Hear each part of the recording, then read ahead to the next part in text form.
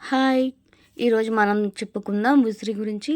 ఉసిరి చూడ, ఆమ్లా చూడ, ఉసిరి హల్వా ఇలా రకరకాల పేర్లతో పిలిచే ఉసిరిని మనం సంవత్సరం పాటు ఎలా నిల్వ చేసుకొని ప్రతిరోజు ఉపయోగించుకోవాలి అనేది మనం తెలుసుకునే ప్రయత్నం చేద్దాము.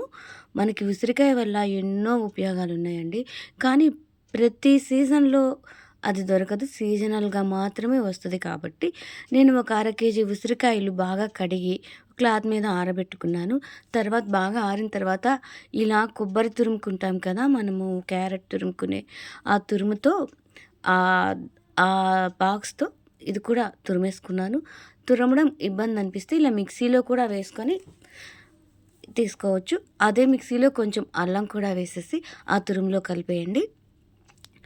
ఇంకా ఉసిరి గురించి ఉపయోగాలు చెప్పుకుంటూ మనం ఇదెలా తయారు చేయాలని కూడా చెప్పుకుందాం. ఉసిరిలో నీరొస్తుంది కాబట్టి నేను ముందుగా ఉట్టిది వేసేసి బాణలిలో కలబెడుతూ ఉన్నాను. సన్న మంట మీద కాసేపు కలబెట్టాలి. లేదంటే మాడిపోయే ప్రమాదం ఉంటుంది కాబట్టి నేను నీరు పోయేదాకా కాసేపు పొడిగా అలా గెరిటతో తిప్పడం జరిగింది. ఇంకా ఉసిరి గురించి చెప్పుకోవాలంటే అండి, ఉసిరి చేసే మేలు అంతా ఇంత కాదు. మా చిన్నప్పుడు మా అమ్మమ్మ గారింటి దగ్గర ఉసిరి చెట్టుండేది. చిన్న చిన్న కాయలు.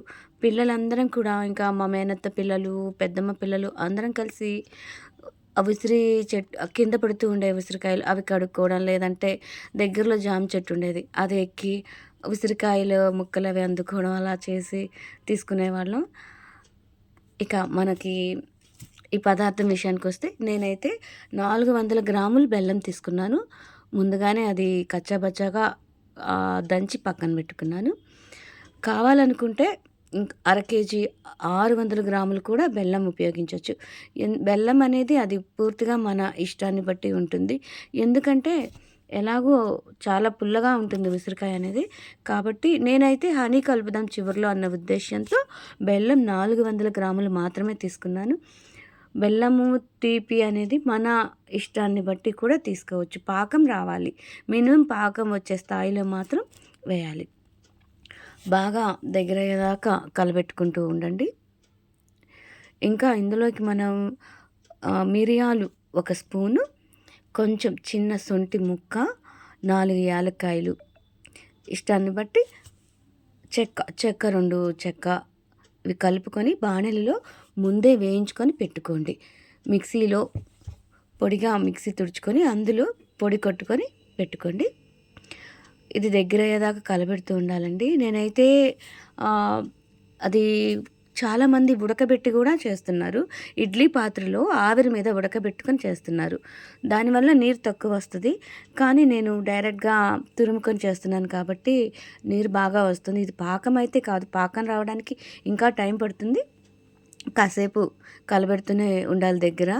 కొంచెం సిమ్ మీద ఇంకొంచెం పెద్ద మంట పెట్టుకుంటే మనకి తొందరగా దగ్గరగా వస్తది. టైం కూడా కలిసొస్తది. ఇంకా ప్రయోజనాల గురించి చెప్పాలి అంటే మనకి హైయెస్ట్ విటమిన్ సి ఉంటుంది ఉసిరికాయల్లో. దేనిలో కూడా ఉండదండి ఇంత. అలాగే ఈ విటమిన్ సి వల్ల శరీరం మీద గాయాలు, దెబ్బలు మానటానికి చాలా బాగా ఉపయోగపడుతుంది ఉసిరికాయ అనేది. నేను నెయ్యి కూడా కలిపేసానండి ఈ చూడాలో. ఆవు నెయ్యి చాలా మంచిదంటారు కానీ ఏదైనా ఒకటే అండి. ఉపయోగాలు రెండిట్లో ఒకే రకంగా ఉంటాయని నాకు ఆయుర్వేద వైద్యులే చెప్పారు.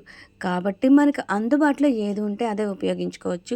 అయ్యో! నేను ఇది వాడలేదే, ఆవ నూనె గొప్పది, మంచిది అన్న ఫీలింగ్ అయితే పెట్టుకోవద్దు. మంచిదే కానీ ఇది కూడా తక్కువేం కాదు. నెయ్యి అంటే నెయ్యే. ఉపయోగాల్లో పెద్ద తేడా ఏముండదు. కాబట్టి మనకి ఏది అందుబాటులో ఉంటే అదే ఉపయోగించుకోమని నా సలహా. ఇక ఇప్పుడే దగ్గరికొస్తుంది. పాకం కూడా రావడానికి సిద్ధంగా ఉన్న సమయంలో నేను తయారు చేసుకున్న పొడేదైతే ఉందో మిరియాలు మిశ్రమం అది చెప్పాను కదా! అది కూడా వేసేసుకొని మరొకసారి బాగా దగ్గరికి కలబెట్టేసుకోవాలి. ఇంకా ఉపయోగాలు మళ్ళీ చెప్పుకుందాం. శరీరానికి సి విటమిన్ వల్ల చాలా శక్తి అనేది లభిస్తుంది. ఒంట్లో నీరసం తగ్గిస్తుంది ఈ ఉసిరికాయ. ఉసిరికాయలో ఐరన్, కాల్షియం అధికంగా ఉంటాయి. దీనివల్ల మన కేశాలు చాలా పొడుగుగా, ఒత్తుగా పెరుగుతాయి. కేశ సంరక్షణకి చాలా మంచి కీలక పాత్ర పోషిస్తుంది ఉసిరికాయ. ఇంకా మనకి సీజనల్‌గా వచ్చే జలుబు, ఆస్తమా, బ్రాంకైటిస్ ఇలాంటి వాటిల్ని ఎన్నింటినో సమర్థవంతంగా ఎదుర్కోగలిగే శక్తిని కూడా అందిస్తుంది ఉసిరికాయ. ఒక హాఫ్ స్పూన్ సాల్ట్ తీసుకున్నాను.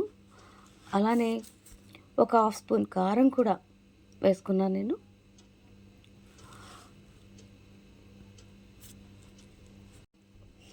అంతేకాకుండా ఒక్క ఉసిరికాయ 20 నారింజలతో సమానం. అంత విటమిన్ సి అనేది మనకి ఒక్క ఉసిరికాయలోనే లభిస్తుంది. ఇంకా ఉసిరికాయలో ఉండే పీచు అనేది పేగు కదలికల్ని చాలా బాగా పెంచుతుంది. దగ్గు, జలుబు వంటి వాటిల్ని కూడా చాలా బాగా తగ్గిస్తుంది. ఈ మూత్రం సాఫీగా అయ్యేదానికి కూడా చాలా బాగా ఉపయోగపడుతుంది. అందుకే అండి ఉసిరిని ఆరోగ్య సిరి అంటారు. ఇలాంటి సిరి మన ఇంట్లో నిత్యం గనక ఉంచుకోగలిగితే, ఈ రూపంలో గనక మనం తయారు చేసి పెట్టుకుంటే, రోజుకి ఒక హాఫ్ స్పూన్ కానీ, ఒక ఫుల్ స్పూన్ కానీ ఇంట్లో అందరూ ప్రతిరోజు తీసుకోగలిగితే, ఈ ఉపయోగాలు, ఈ ప్రయోజనాలన్నీ మనం ప్రతిరోజు పొందగలుగుతాం. మనకి పదార్థం అయితే తయారైపోతుంది. కొంచెం లేత పాకంగా వచ్చేసి అంతా దగ్గరికి కూడా వచ్చేసింది. ఎంత సిమ్‌లో ఉంచగలిగితే అంత సిమ్‌లో ఉంచేయండి. ఇక నేను పుచ్చ గింజలు ఉన్నాయి కదా! ఆ పప్పు కూడా విడిగా వేపుకొని ఈ మిశ్రమంలో కలిపేయడం జరిగింది. కొంచెం నేతిలో వేపుకొని ఇందులో కలిపేసుకోండి. కొంచెం ఆ ప్రయోజనాలు కూడా మనకి యాడ్ అవుతాయి ఇందులో. చాలా మంచిది కాబట్టి బాగా దగ్గరికి వచ్చేదాకా కూడా మంట సిమ్‌లోనే ఉంచుకొని దగ్గరికి వచ్చేదాకా కలబెడుతూనే ఉండండి. ఇక ఉసిరికాయ షుగర్ ఉన్న వారికి కూడా చాలా బాగా పనిచేస్తుంది. ఆ గ్లూకోజ్ లెవెల్స్ ఏవైతే ఉన్నాయో వాటిని చాలా బాగా తగ్గించగలుగుతుంది. హృదయ సంబంధ రోగాలు ఏదైతే ఉన్నాయో హార్ట్‌కి సంబంధించి డిసీజెస్‌ని కూడా రాకుండా చేస్తుంది. ఎందుకంటే ఇందులో అన్ని పోషకాలు ఉన్నాయి కాబట్టి దీన్ని అనునిత్యం తీసుకోవడానికి ఎన్నో రకాల మార్గాలున్నాయి. మనకిది సీజనల్ ఫ్రూట్ కాదు. ప్రతి సీజన్‌లో దొరకదు కాబట్టి ఇలా ఏదో ఒక రూపంలో ఉసిరి చూడ అని, ఉసిరి పచ్చడని, ఉసిరి ఒరుగులని ఇట్లా రకరకాల రూపంలో తయారు చేసుకుంటున్నాము. ఇక నాకు మొత్తం తయారైపోయింది. హనీ కూడా యాడ్ చేసేసుకుంటున్నానండి. నేను దాదాపు ఒక 200 గ్రాముల దాకా హనీ యాడ్ చేసేసుకొని మళ్ళీ మొత్తం దగ్గరయ్యేదాకా కలిపి పెట్టేసుకున్నాను.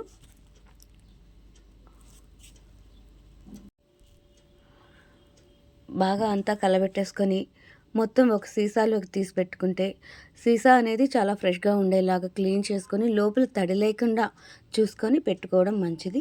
ఇది బయట ఒక 4 నెలల వరకు ఉంచండి. తర్వాత మాత్రం ఫ్రిడ్జ్‌లోనే ఉంచుకోవడం మంచిదని నా అభిప్రాయం. ఎందుకంటే ఇప్పుడు ప్రెజెంట్ ఉన్న బయట ఉన్న పరిస్థితుల్ని బట్టి, వాతావరణ కాలుష్యాన్ని బట్టి ఏవి కూడా మనకి బయట నిలవ పచ్చళ్ళు కూడా ఉండట్లేదు. కనుక అన్ని రోజులు సంవత్సరం పాటైతే బయట ఉంచొద్దని నేను సలహా ఇస్తున్నాను. వెంటనే ఒక గాజు సీసాలో భద్రం చేసుకొని ప్రతిరోజు తీసుకునే ప్రయత్నం అయితే చేయండి. ఉసిరిని ఆరోగ్య సిరిగా మీ ఇంటిల్లిపాది కూడా ఆరోగ్యాన్ని కాపాడుకునేందుకు తప్పకుండా ఉపయోగించండి. Please subscribe and like and share.